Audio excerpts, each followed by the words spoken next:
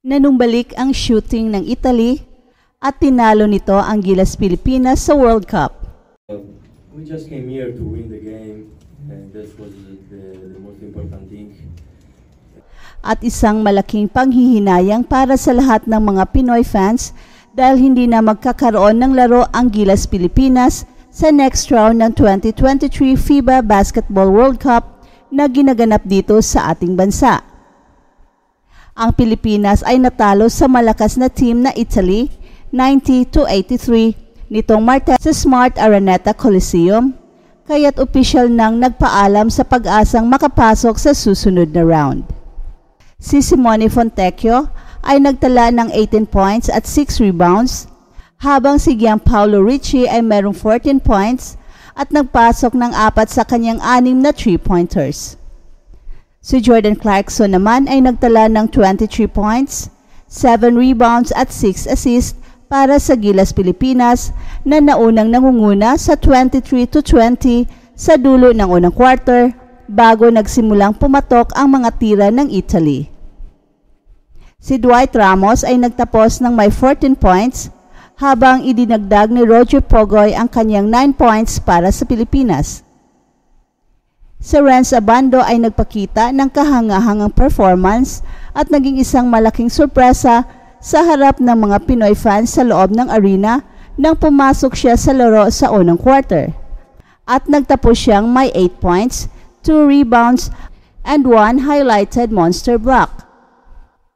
At kahit na hindi nakapagtala ng anumang panalo sa unang group phase, ay patuloy pa rin ang laro ng Gilas Pilipinas sa classification phase, kung saan ang solong spot para sa Asia sa 2024 Paris Olympics ay nakataya. At nakaharang ang China sa atin sa qualification phase at mukhang tayo ang mag-aagawan kung sino ang papalaring makapasok sa Paris Olympics. Gayunpaman, malaking pagkadismaya para sa mga tagahanga ng basketball sa Pilipinas ang pagkatalo, na may mataas na expectation sa torneo mula sa isang kupunan na itinuturing na pinakamahusay na naitatag na national team ng bansa para sa international competition. Disappointed ang halos lahat ng fans ngayon, hindi lang ang nasa loob ng Araneta Coliseum, kundi pati na ang lahat ng mga nanonood worldwide, at gusto ng mga fans na mag-resign si Coach Chat Reyes, pati ang kanyang anak, at i-retire na ang pangalang Gilas for good. Matapos magtala ng 20% lamang mula sa tres sa kanilang unang dalawang laro, pumutok ng 41% ang Italy mula sa labas at nakapasok ng 17 sa kanilang 41 na tira. Samantala, ang dalawang pinakamababang rank na koponan sa World Cup ang kumuha ng bahagi ng spotlight. Ang world number 64 na Cape Verde at number 62 na South Sudan ay kasama sa mga nagwagi. Ang South Sudan, ang pinakabagong bansa sa mundo, ay nagkamit lamang ng kanilang kalayaan 12 years ang nakaraan. At ang Cape Verde naman ay isa sa mga bansang may pinakakaunting populasyon sa mundo, na may mas kaunting residente kaysa anumang bansang nakakuha ng pwesto sa FIBA Basketball World Cup. At nagpakitang gilas ang dalawang bansa na ito nitong Lunes sa World Cup. Parehong mga bansa ang nagwagi sa mga laro sa pinakamalaking torneo ng FIBA para sa unang pagkakataon. Doble kasiyahan ito para sa African basketball. Ang South Sudan ay tinalo ang China 89-69 sa Manila at ang Cape Verde naman ay tinalo ang Venezuela 81-75 sa Okinawa, Japan.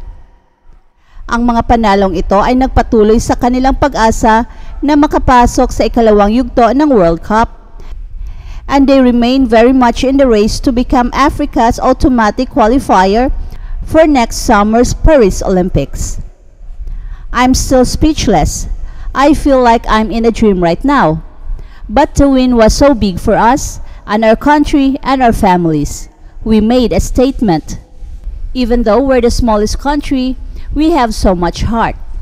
At yan ang sabi ni Will Tavares ng Cape Verde, a Rhode Island-born forward who scored 20 points in Monday's win. Yan ang dalawang mga bansang may pinakamababang rank sa 32 teams para sa simulan ng torneo at parehong mga bansa ang nakapasok sa World Cup para sa unang pagkakataon. Ang South Sudan ay nasa rank 62 sa buong mundo ayon sa FIBA, ang pandaigdigang tagapamahala ng sports, at ang Cape Verde naman ay nasa rank 64. At pareho silang may pagkakataon na maging isa sa 16 na kupunan na mananatiling makipaglaban kapag magsimula ang ikalawang yugto sa Biyernes. I'm just blessed and honored to be a part of this. This journey so far, it's just been an emotional and amazing feeling for me. And I know everyone else on the team feels the same way as well. At yan ang sabi ni Noni Omot ng South Sudan. Ang programa ng basketball ng South Sudan ay nagsimula noong mga nakarang taon nang ang isang dating NBA player na si Lul Deng na ipinanganak sa bansa at lumaki sa London matapos na maibigay sa ama niya na isang dating opisyal sa gobyerno ng Sudan at dating political prisoner ang asylum mula sa Britain. Natuto si Deng maglaro ng basketball sa London at napansin siya ng isang scout ng 14 years old pa lang siya at nagbago ang kanyang buhay mula noon. At nang tapos na ang mga araw ni Deng bilang manlalaro, siya ang naging presidente ng bagong itinatag na Basketball Federation ng South Sudan at hindi alam ni Deng kung meron bang indoor court sa kanilang bansa at naniniwala siya na wala ni isang regulation size na court sa kanilang bansa. Gayunpaman, narito ang kanilang mga manlalaro, hindi apektado sa pag-alinlangan at hindi natitinag ng mga malalaking hamon. Lul Deng is the heart and soul of all of this. He's the president. Without Lul, I wouldn't be sitting here right now. He had a great vision. I entrusted in his vision and it all came together. I'm in awe that I'm sitting here at the World Cup. I'm forever indebted to Lul for giving me an opportunity to coach this team. Yan ang sabi ng South Sudan coach na si Royal Ivy, isang assistant coach ng Houston Rockets sa NBA. This is a dream come true. People don't understand where we were just 2 years ago. To be able to do this in front of our fans, people watching back at home, it's been a very emotional day for everyone getting our first World Cup win. At ito naman ang sabi ni Omot. That's it for now, guys. Pero bago kami magtatapos, ay huwag kalimutan na huwag magpahuli sa mga pinakabago mga kwento at balita ng kasiyahan at tagumpay. Bahala na ang mga marites dyan. Basta kami ay handang maghatid ng tunay na inspirasyon sa mundo ng sports.